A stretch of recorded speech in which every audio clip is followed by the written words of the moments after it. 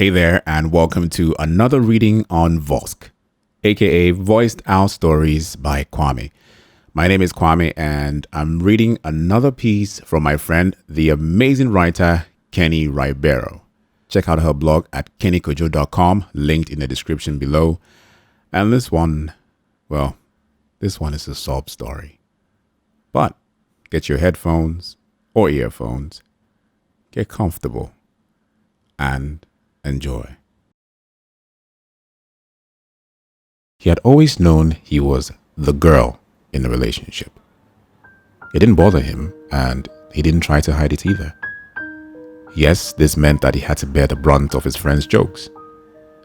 They called him names like Tok, Mumu, Kojobesia, and other cruel names that we don't need to talk about today. All this was worth it when Hazel smiled. Hazel. Even her name had a special ring to it. Hazel was different. And maybe that was why he didn't mind being hopelessly smitten. He loved everything about her. Her smile, those teeth, the way her lips parted when she mentioned his name. She was perfect. Even her toenails were without blemish. He could still remember the first day he saw her. She was in a white sleeveless top and khaki shorts with brown sandals. It was a sunny day and her sunglasses were daintily set on her nose. She was wearing lip balm, not the in-your-face loud red lipstick or calling for attention lip gloss most girls wore at the time. He remembered every detail. The way her calves looked in the shorts, the perfume she was wearing, the lame excuse he used to initiate a conversation, the way she saw right through it and laughed, the leap of triumph his heart did when she gave him her phone number. Strangely, she didn't remember any of this. Her explanation? I don't need to remember every little detail. The most important part of the story is that we're together and that we love each other. And that was good enough for him. It made sense, didn't it? Well, it didn't make sense to his friends. The girls, he could understand, but the boys always amazed him. They had this theory that it was the girl who had to love more in the relationship. They said that she was treating him like a dog on a leash, giving him just enough love to keep him happy and loyal, not letting him get too close. She knew that was what they thought about her, but she smiled and dismissed it in a cool and calm manner.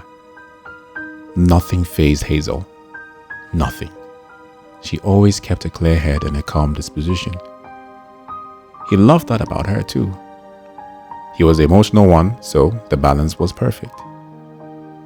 He was willing to do anything for her, even if it meant catching all the herrings left in the world and converting the devil to Christianity.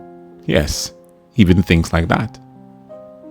He couldn't count the number of Champions League matches he had missed to take a stroll with her, or how much of his pocket money he had saved to be able to buy her the pineapple and ginger juice she loved so much.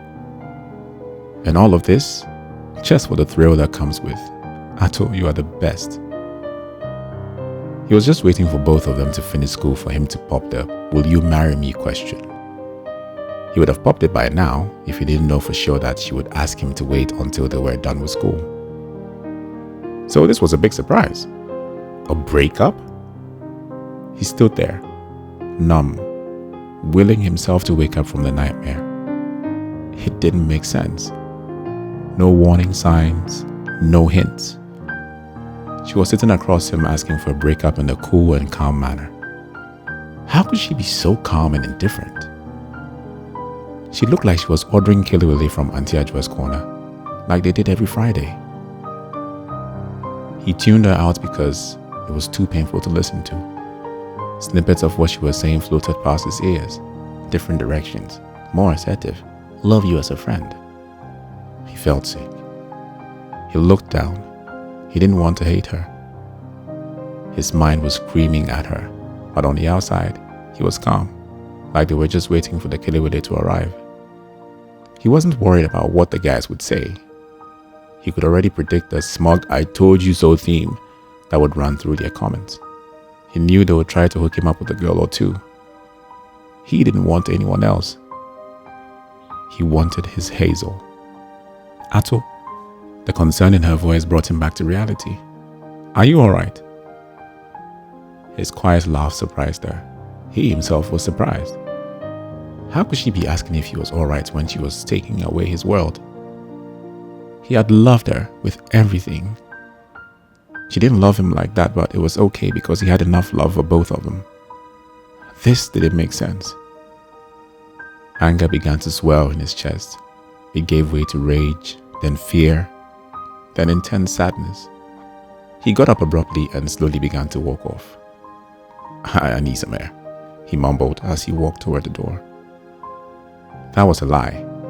The tears were battling with his eyelids for prominence. There was no way he was going to cry, at least not in front of her. Real men don't cry, even when they are the girl in their relationship.